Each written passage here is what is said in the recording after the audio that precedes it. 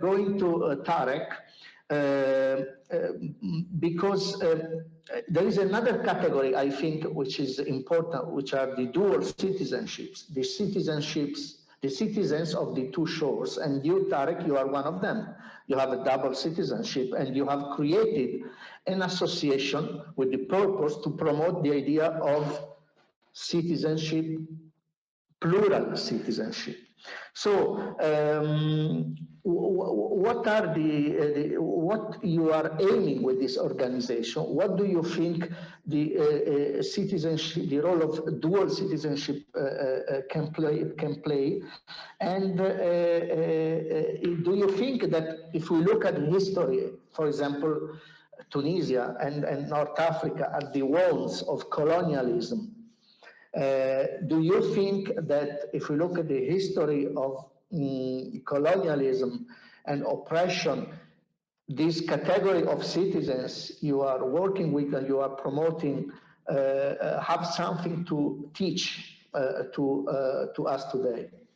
Tarek, please, if you can speak slowly because of the translation, otherwise our translators have problems in following you. Thank you. Oui, bonsoir. Donc, comme m'a dit Jean-Luc, je suis binational. Donc, mon père est tunisien et ma mère est française.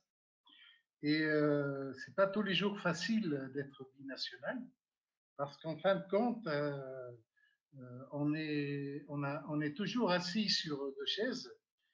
J'ai l'impression d'être un Arabe en France et un Français en Tunisie. Pourquoi? Parce que la première chose qu'on nous renvoie, c'est pas forcément méchant, mais c'est la différence. On n'est pas comme tout le monde. On n'aime pas beaucoup l'harissa, ou on fait des références en arabe en France, etc. Cependant, disons que ça a été une expérience personnelle, collective. Je pense que pour la France, il y a 5 à 6 millions de binationaux d'origine maghrébine, et auxquels il faudrait rajouter, bien sûr, nos amis africains. Donc, on peut avoir des chiffres insoupçonnés, énormes. Et en fait, le fond de la question, c'est que beaucoup de gens voudraient oublier cet aspect des choses. Beaucoup de dirigeants politiques en France parlent d'assimilation. Donc, ça veut dire qu'au fond d'eux-mêmes, beaucoup voudraient qu'on choisisse. Et mon expérience m'a appris qu'on n'est pas obligé de choisir. On peut concevoir la citoyenneté non pas comme un facteur de guerre, un facteur de bataille, de conflit, mais comme une addition. Moi, je n'ai pas envie de choisir et je ne veux pas choisir. Et je pense que je suis, moi je suis un peu supérieur aux autres. Moi j'ai 2 pays, j'ai 2 nationalités, j'ai 2 passeports. Je sais que c'est difficile et que justement, il y a peut-être, certainement, une bonne partie de mes frères tunisiens, quand ils ont opté pour la nationalité française, ils cherchaient le côté pratique des choses, éviter les visas, pouvoir circuler plus librement, avoir un emploi plus facilement. Mais petit à petit, les choses se sont transformées, surtout au niveau des 2e, 3e générations. Les enfants de migrants votent, ils sont devenus des citoyens, tout en gardant des racines. Quand ils analysent un phénomène important, un phénomène grave, en fait, c'est comme s'ils avaient 2 télévisions dans la tête. Ils ont le point de vue tunisien, par exemple, si je prends le conflit en Syrie, ou si la question du terrorisme, etc. Donc, il y a un éclairage culturel qui leur vient de leurs racines, parfois lorsqu'ils regardent la télé, les analyses. Et au même moment, ils ont l'analyse du pays où ils vivent, l'analyse française, etc. Et ça crée forcément un éclairage, pas forcément des contradictions, mais un éclairage qui est différent. Donc, moi, avec beaucoup d'autres camarades, on a voulu garder ce côté des choses. Lorsque moi, j'appartiens à une génération, même si je suis binational, mais disons, ce sont des gens qui ont immigré fin 60, début 70. Donc, au départ, quand les Tunisiens sont arrivés en France, c'était une immigration provisoire. Moi, bon, j'ai plutôt fait des engagements politiques ou associatifs. Donc, il n'était pas facile d'avoir des idées différentes de Bourguiba, encore moins de Ben Ali. Donc, pour les militants, la France était une terre où on pouvait faire beaucoup de choses. Et puis pour les ouvriers, c'était donc, on allait travailler un peu, ramasser de l'argent et retourner au pays. Sauf que ça ne s'est pas passé comme ça. C'est que les migrants qui étaient célibataires au départ se sont mariés, ont eu des enfants, se sont installés dans les villes, et donc ils sont devenus citoyens avec des problèmes de scolarité, de logement, de citoyenneté. Et donc petit à petit, tout ça, tout en gardant des racines, tout en rentrant chaque année, tout en ayant 2 passeports, donc l'écrasante majorité s'est installée.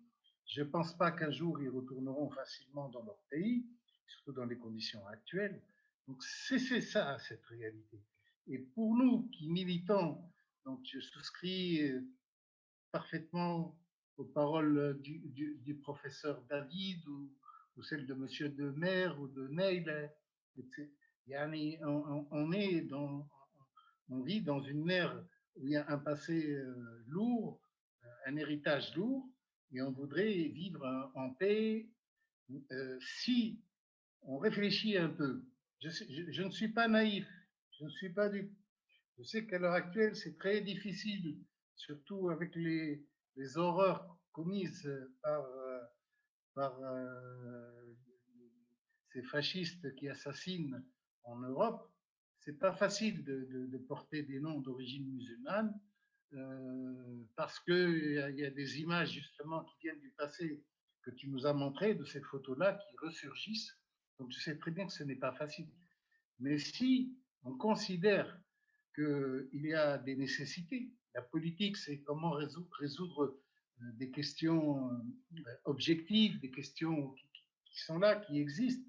Si ces millions de binationaux qui existent, qui sont là, qui, dans la grande majorité, donc, aspirent à vivre paisiblement, si au lieu de les pousser à choisir, à diviser, à s'opposer, à se couper en deux, si on réfléchissait que ça peut être une extraordinaire force sociale, culturelle, pourquoi pas même politique, pour pousser pour pousser à ce dialogue dont on rêve tout le monde, je veux dire le dialogue euro-méditerranéen, pour explorer de nouvelles pistes, y compris en termes politiques, en termes institutionnels.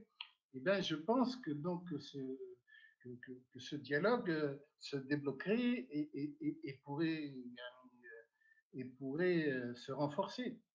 Il suffit simplement bien sûr, entre guillemets, de réfléchir que moi, je considère que les binationaux, ce sont les enfants naturels de ce dialogue Euromed et qui peuvent se transformer en énormément d'agents, d'ambassadeurs, tout ce que vous voulez. Donc, je sais que c'est un sujet dont on ne parle pas facilement. Moi, j'ai rarement assisté à des colloques. Il y a beaucoup de choses. Si je prends la fiscalité, par exemple, les binationaux devraient déclarer les biens qu'ils peuvent avoir acquis ou achetés en Tunisie au fisc français. Mais s'ils le font, ils vont être ruinés. J'en parle aisément, je suis moi-même retraité des impôts de France. Et donc, ils considèrent qu'ils ont acheté leurs biens à titre unilatéral, à titre tunisien. Mais pourquoi n'y a-t-il pas une convention? Je sais qu'il y a une convention de non-double imposition, mais cette convention ne résout pas le problème du quotidien, le problème de la majorité des gens. Donc, s'il y avait une convention qui réglait ces problèmes-là, un traité, et donc ce qui est valable en matière ce qui est valable en matière d'impôts, il doit être aussi valable en matière de droit civil. Je parle du problème quotidien des gens, je ne parle pas des grands autres problèmes. Donc moi, je pense que si on réfléchit, il y a nécessairement un nouvel éclairage sur cette extraordinaire et grande réalité insoupçonnée d'immersion. Voilà.